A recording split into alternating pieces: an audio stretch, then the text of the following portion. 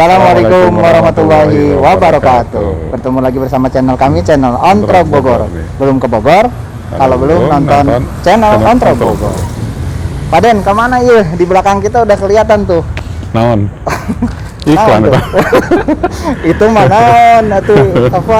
Tah. Ya, apa tuh guys kira-kira? Kelihatannya bulat-bulat coklat. Kita mau kemana sih? Mau nge-review apa nih?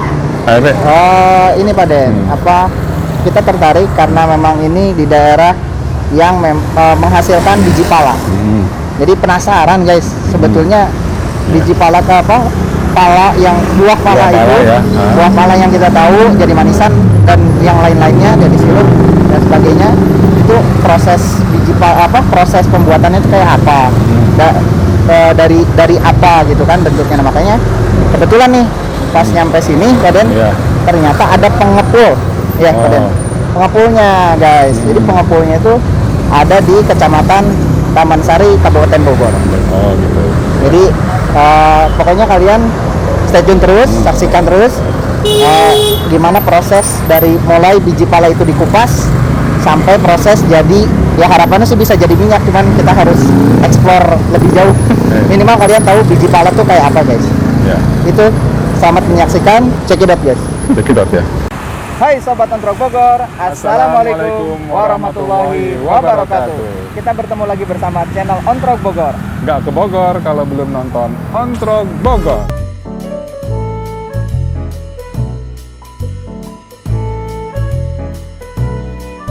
Sama Paden dan Kang Ebe tentunya bertemu di suasana yang luar biasa hari ini. Kemana Paden ini kira-kira kelihatan?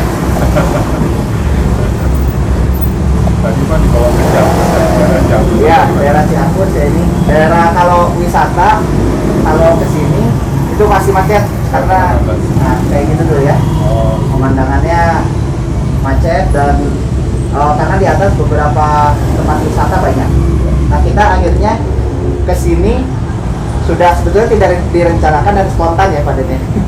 Spontan, ini adalah salah satu apa ya, bisa dikatakan pengusaha pala atau buah pala. Bersama kita sudah hadir salah satu narasumber kita, yaitu sarang sakat Pak Asep. Oh iya, ini Pak Asep namanya guys ya. Ini hari ini punten Pak Asep, tadi kita langsung datang terus langsung pengen ngobrol-ngobrol gitu. Jadi campur-campur aja. Soalnya Abi di Sunda gitu ya, kayak Kang Asep juga di Sunda gitu ya. Tapi ini biar gampang guys ya dicernanya sama kayak kalian semuanya. Jadi kita ngobrol-ngobrol nih, punten Pak Asep.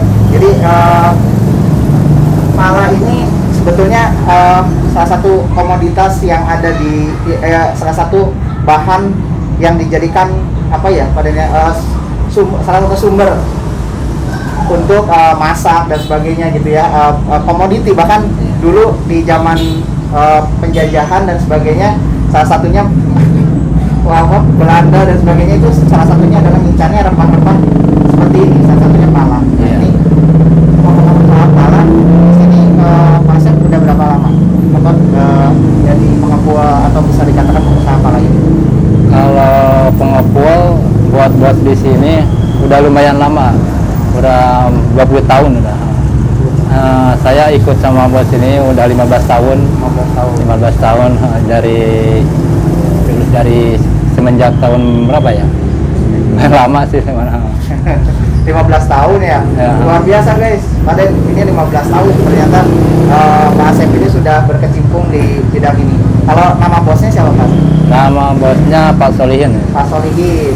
Pak Solihin. Nama bosnya Pak Solihin. Jadi udah 15 tahun khusus ke pala aja atau ada selain pala yang dipulin di sini gitu? Ada cengkeh, ada kopi, kapol, itu aja ya. Oh iya. Kayu manis juga. Kayu manis. Iya. Sebetulnya banyak rempah-rempah yang dihasilkan dari tanah di Taman Sari ini, gitu guys ya. Jadi memang luar biasa, pala ini banyak kegunaannya. Nah, proses tadi untuk dikeringkan dan sebagainya, ini cuma keringin doang atau dicampur, bisa ada pala kering istilahnya kan, ada pala basah itu apa namanya di sini prosesnya diapain aja Kang untuk apa pala sendiri? Prosesnya cuman dari basah ya. Dari saya, kita beli dari petani, terus disortir, dipisahin Ya. sama yang tua sama yang mudanya. Kenapa dipisahin? Karena proses pengambilan bunga palanya ini kan kalau yang disatuin karena ini Ini guys, yang ini namanya bunga tuh. palanya. Kalau istilah di sini Sunda namanya cempra Oh, namanya. cempra. Cempra, nah, kan? Cempra ya. Cempra ya. Ya teh cempra ya, guys. Ini ya, gitu. kandungan minyaknya 2 kali lipat lebih dari ini. Oh. Lebih banyak. Ya, ya. Paling penyemurannya 5 hari ya. Oh, penyebab prosesnya ya. Prosesnya 5 hari dari basah sampai kering itu. Prosesnya 5 hari guys ya. Dari proses ini salah satunya memang yang akan diolah setelah dikeringkan, Iya. kurang lebih akan jadi minyak ya istilahnya, Iya. minyak pala. Ya. Nah, minyak pala itu prosesnya tadi kurang lebih 5 hari ya, bisa sampai jadi Dari minyak. enggak Dari pengeringan dulu. dari basah sampai pengeringan dari basah pala. sampai pengeringan Kalau itu 5 hari. ya kalau proses minyaknya 24 jam. 24 jam. Ya, ini kan ditumbuk, digiling dulu, Ya. digiling paling setengah jam sampai hancur, baru dimasukin openan, setengah jam keluar minyak, sampai 12 jam beres. Disulingnya Kang. Disuling, penyulingan. Karena disulingnya. Ya, jadi berarti kalau sudah disuling itu ada campuran lain nggak Mas, biasanya? Enggak, paling campurannya ini doang. Oh, Ini kan ada sebagian ada yang disuling, Oh. ada yang buat bumbu, tapi kebanyakan untuk sekarang karena Ya, kurang ini ya. nggak kekejar harganya, kekejar, harganya nggak kejar, nggak masuk kan kalau disuling, makanya kebanyakan sekarang dijual buat bumbu. Berikut di bos di sini juga nggak, Ya. kalau disuling nggak pakai ini, nggak pakai apa namanya? Ya, Nggak pakai bunga cap, pala ini, bunga pala ya ha. istilahnya ya. cuman palanya doang. Itu berapa aja? Berapa sekarang kisarannya berapa Kang? Kalau untuk yang sudah sampai jadi minyak? Dari 1 kintal. Ya. Sebenarnya kalau untuk dari 1 kintal untuk menghasilkan minyak nggak bisa ditentuin lah. Oh, jadi- Kita kadang-kadang kalau kita punya bahan bagus, kadar minyaknya dikit jelek gitu. Kadang-kadang kalau palanya jelek, hasilnya bagus gitu. Cuman dari pengalaman bos di sini, untuk sekarang nyuling dari 4 kintal bahan baku bisa menghasilkan minyak kadang 48 kilo, kadang 50, kadang nyampe lebih 53, gitu. Kadang kurang gitu. Ya, jadi nggak bisa ditentuin, karena itu tergantung bahan baku gitu kan. Nah, bahan bakunya bagus, kadar minyaknya sedikit. Kadang bahan bakunya jelek, kadar minyaknya banyak gitu. Ya. Minimal dari apa? Minimal dari 1 kintal tuh kita ambil minimalnya berapa kira-kira Kang, bisa menghasilkan? Kita ambil rata-rata lah. Rata-ratanya kurang lebih 20 kiloan ya. 20 kilo. Per kilonya sekarang berapa Kang? Per kilo harga minyak. Kalau bersihnya 53 kalau nggak salah. 53. 530.000. 530 guys. Itu sudah jadi minyak. 530. Ya, 530.000 rupiah guys. Ya. Itu sudah jadi minyak pala. Ya, kita kan di sini ngerental Oh, ngerental. sama orang, jadi dipotong ongkos bersihnya Ya. 550 kalau nggak salah. Oh, 500. Ongkos rentalnya 40.000. Oh. Jadi kita cuma keterima 515. Kemarin ada penaikan lagi 5.000. Naik terus Iya. harganya kan guys. Jadi kan karena di sini hanya bisa mengepul, tapi alat daripada pengolahan minyak kan harus nyewa ke orang lain. Iya. Jadi kurang lebih kayak segitu ya biayanya ya. Iya. Lumayan guys gitu. Nah, terus di sini jual nanti bos nanti ngejual juga nggak minyaknya maksudnya? Apa dipasarin juga nggak? Si minyak palanya itu. Udah Udah ada yang yang punya pabrik itu. Oh, Kita langsung masuk bahan, jadi minyak langsung terima di situ. Jadi hanya istilahnya tidak didistribusikan lagi di sini, tapi langsung ya ketika sudah digiling kemudian jadi minyak langsung diambil oleh si Iya, punya pabrik. yang punya pabrik tadi guys. Gitu. Jadi di sini memang hanya drop palanya aja ya. Iya. Kayak gitu lumayan ya memang butuh perjuangan ya. Karena apa bahan-bahannya tadi lumayan gitu ya. Sekarang tadi kata Kang bahannya agak sulit ya. Iya, palanya sulit, sendiri. ya. Itu kenapa tuh Kang? Agak sulit. Mungkin karena beberapa faktor, Ya. mungkin karena dari ini kan kalau pala nggak ada musimnya ya, Ya. apalagi kalau Oh, kita nggak ada musim ya? nggak ada musim kayak kelapa. Apalagi kalau kita cara pengambilnya apa teratur, Ya. ini kan panen 1 kali kan harusnya 3 kali 1 tahun itu. Oh, 1 tahun 3 kali Ya minimal 3 bulan sekali gitu. Mungkin karena apa? Karena terlalu kebutuhan ya. Ya, Nah iya. kadang-kadang sampai 1 pohon itu nyampe dihabisin jadi lama lagi untuk berbuah. Ditambah lagi di sini kan Ciapus ini bukan satu aja pengepul. Ada yang dari Ciherang dari mana-mana juga udah buka di sini. Kembangin di sini. Iya. Tambah harga, persaingan harga, makanya ke sini agak lumayan telat. Lumayan guys ya, ternyata banyak juga pesaing pengusaha pala seperti Pak Asep ini yang memang sudah buka di tempat yang sama gitu ya. Iya. Nah, tapi alhamdulillah ini masih tetap berjalan ya kan. Masih rezeki ya. Itu yang memang apa luar biasa lah ya, sama-sama bertukar dan rezeki tidak akan tertukar guys. Iya. Sudah Allah yang menentukan. Nah ini kan selain daripada pala kering tadi yang bisa untuk masak ya, pada Iya. yang mana kan? Yang ini yang Bisa dimasak. ini. Oh ini ya. Yang tua. Ini untuk kayak buat sayur gitu ya. Buat sayur rendang Sayur. sama opor bisa. Itu dijualnya satuan atau kilo? Kalau kita di sini 1 kilo Pak, kiloan ya. 1 kilonya kita ngeluarin 60.000. 60.000. 60.000. Kalau Ya. partai bisa beli partai di sini ya 5556 gitu. Bisa Iya, kurang. bisa turunnya mah ya. Malah kalau pedagang bumbu yang di pasar kesini nggak belinya. Iya, Nah, pasti. kalau udah masuk pasar, ini satunya ada yang 1.000, 1.500 sampai 2.000. Oh. Nah, harga Harga dua- satuan kan jatuhnya. Iya, kalau harga 2.000 ini udah di sini ya. Iya. Hmm. Oh, udah dikupas. Udah dikupas. Iya. Ini kalau masuk supermarket udah begini kan. Ya, benar. Ah. Mahal nih. Ya kalau kayak gitu. makanya yang pedagang bumbu berani kesini 60.000 itu kan dia kan direnceng nggak satu-satu. Nah, Disatuin dibungkusin lagi sama dia. disatuin nama kapol sama cengkeh gitu. Nah, itu apa intinya masih dijual dalam bentuk yang tadi ya, ada Iya, cangkangnya, ada batoknya. ada batoknya, jadi harus diproses lagi gitu kan, Iya. harus dipecahin dan sebagainya. Tapi kalau kalian beli di pasar guys, bentuknya udah kayak gini, udah kayak apa, siap apa ya pada Siap tumbuk ya. tumbuk lah ibaratkan gitu. Nah, buat masak itu salah satu apa keunggulan daripada buah pala ini, karena selain untuk masak ya ternyata bisa dikembangkan ke yang lain, tadi ada minyak. Iya. Terus bisa juga ada dibikin manisan, yang kita tahu kan mungkin manisan ya Pak Den. Ada lagi satu lagi apa dibikin sirup ya, Iya, sirup gitu dan sebagainya. Ya kita memang harus mengeksplor lebih banyak guys. Kalau yang cuma paling tidak kalian bisa tahu guys proses awalnya itu seperti apa sih pala itu gitu. Jadi jangan tahu cuman bikin manisan doang gitu jadinya sirup gitu yang kita bisa minum dan sebagainya gitu. Ternyata prosesnya kayak gini gitu ya, dari mulai bahkan kalau dari pohonnya mah ya gitu itu lebih bagus ya, bisa tahu itu guys. Kira-kira ada ini kumaha Den?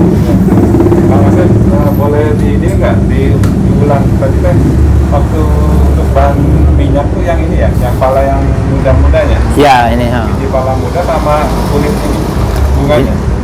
Yang ini Iya. Ini untuk bahan minyak kayak gini Pak, setengah tua sama yang muda.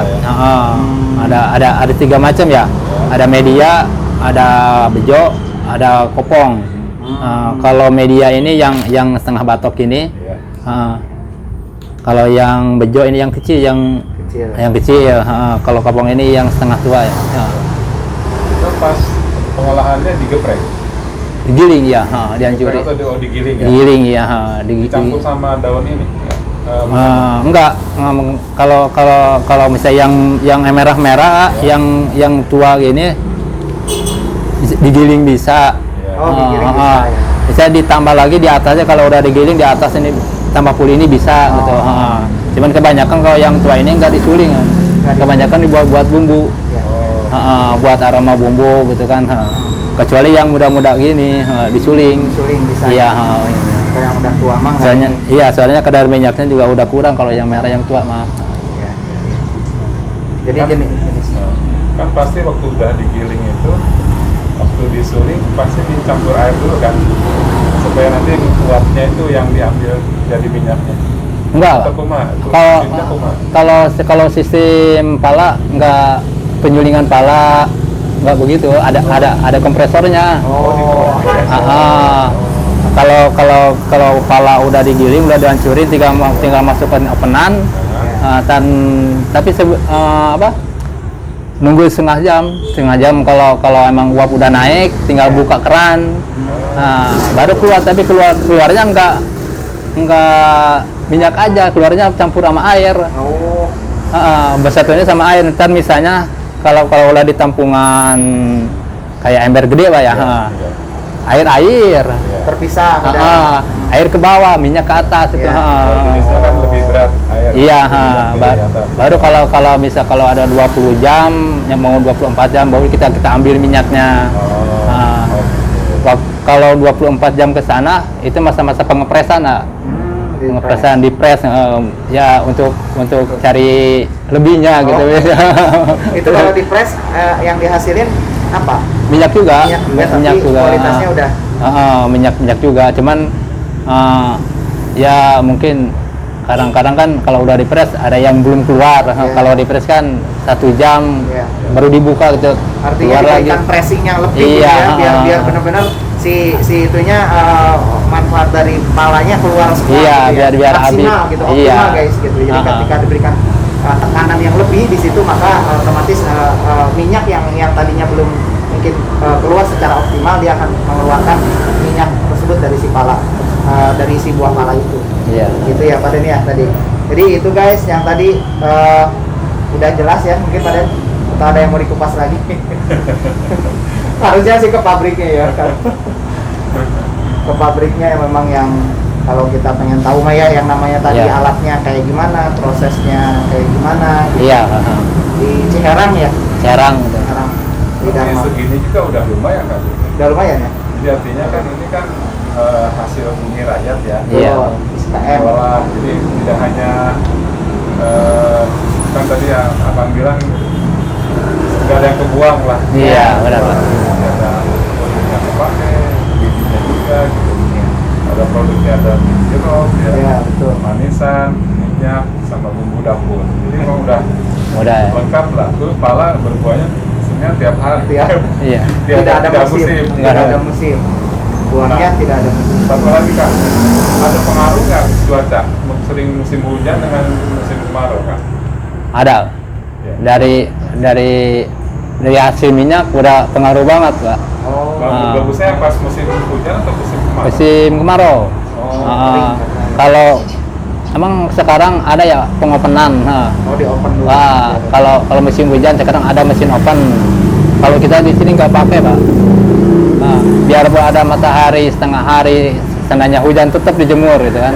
Soalnya kualitas minyaknya beda. Itu kan kalau di open istilahnya kering dipakai gitu ya. Ya, artinya tidak natural lah. Ya nggak alami. lah, Ya, makanya hasil minyaknya pun nggak begitu ini. Emang kalau kering, ya boleh ya kalau kering bagus kering. Cuma dari kadar minyaknya nggak bagus. Bagus ya. Kurang. Ibaratkan ada apa standarnya gitu ya. Kalau kadar minyak tuh kan kualitas yang bagus, yang sedang gitu ya mungkin. Iya. Atau yang mungkin tadi di bawah rata-rata. Iya. Ini guys ada tamu yang mau. Bentar Pak ya. Oh, iya.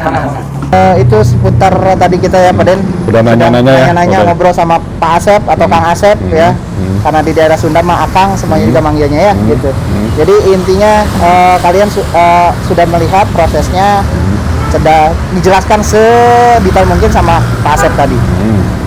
Tentang bagaimana biji pala itu, sejarah daripada biji pala itu guys, sampai jadi nantinya kedepannya bisa dibikin makanan dan sebagainya. Jadi Itu guys. guys, buah pala itu ternyata bisa diolah banyak hal. Jadi ada manisan pala, ada sirup pala, terus bijinya itu jadi bumbu dapur, terus biji yang mudanya bisa diolah jadi minyak pala. Ya, Dan harganya lumayan ya? lumayan. Tadi sudah disebutkan sama Pak Asep, harganya kurang lebih 55.000 gitu per 500 lah 530.000 sorry guys, per kilo, liter. per liter ya, sudah Atau jadi minyak minyak. per liter kan? Iya, per liter guys. Jadi itu lumayan mahal. Kemudian biji palanya tadi kurang lebih kalau yang basah 16.000. Kalau untuk pengepul ya bisa lebih lebih rendah lagi harganya gitu ya. Atau partai besar maksudnya. Kalau kalian mau beli basahnya itu 16.000. Terus kalau biji untuk bumbu Biji untuk bumbu tuh Harganya? per ini ya, Per kilo? per kilo. berapa coba tadi? Tadi 20 ya, pokoknya. 60.000. Kena 60.000 ya, 60.000. Tapi kalau di satu kalian kalau nemuin di pasar tadi, jadi intinya bisa udah per Satuan biji ya? satuan, persatuan. Jadi Tapi bisa satuan 1.500. 1.500. Oh, 1.500. bukan 2.000 nya? Iya, 1.500 sampai 2.000. Tergantung gitu. daripada tukang dagangnya. Oh, gitu. Intinya biji pala itu lumayan guys. Iya. Kalau dijadikan sebuah bisnis baru tuh bisa juga tuh guys gitu ya. Nanti datang kalian ke sini ke pengepulnya langsung Iya. aja kalau mau beli. Itu aja guys, mungkin Pak Den ya Ya tuh. yang Terus, bisa ya untuk para pemirsa Kontrol Bogor ya, hatur nuhun ya yang sudah selalu setia nonton channel Kontrol Bogor dan yang sudah subscribe juga hatur nuhun pisan ya. Mudah-mudahan informasi yang kita berikan hari ini bisa bermanfaat untuk kalian semua, dan semoga channel Kontrol Bogor ini makin melejit pesat jauh ke awang-awang. Amin. Mudah-mudahan ya guys. Ya, intinya informatif, edukatif buat kalian guys. Itu aja mungkin ya Pak Den. See you next Ya, video. ya. Hatur nuhun sekali lagi. Ya. Assalamualaikum warahmatullahi wabarakatuh.